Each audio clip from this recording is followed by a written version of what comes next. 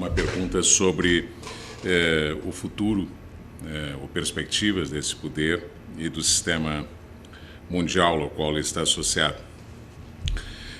A previsão é uma coisa extremamente difícil, todos nós sabemos, no campo da história, mas ela é indispensável, ela é necessária e é positiva. E ela só é possível exatamente porque, de certa forma, a história se repete, ao contrário do que se costuma dizer. Ela é inovação, mas ela é também permanência.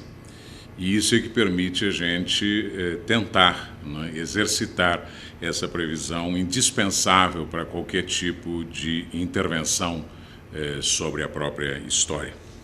Mas há que ter com um extremo cuidado nesse exercício, para não confundir, às vezes, traços que são excessivamente conjunturais com as tendências de mais longo prazo do sistema e, no caso, do poder americano. Nesse momento, por exemplo, o governo Bush vive uma crise notória de perda de prestígio, legitimidade, e a sua intervenção no Iraque encaminha-se inelutavelmente para o fracasso.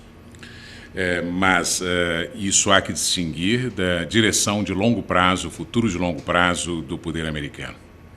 E, em segundo lugar, há que ter cuidado na medida em que o pensamento social, uma outra cautela que é necessária nessa hora, nesse exercício, é com um certo viés do pensamento social em ver crises e crises terminais em todo lugar, como se fosse muito difícil fazer uma análise do mundo real sem estar sempre o aproximando, ou comparando, ou distanciando de algum tipo de explosão, de algum tipo de finalização, e, neste caso, uma espécie de crise, ou crise terminal, o fim do poder americano.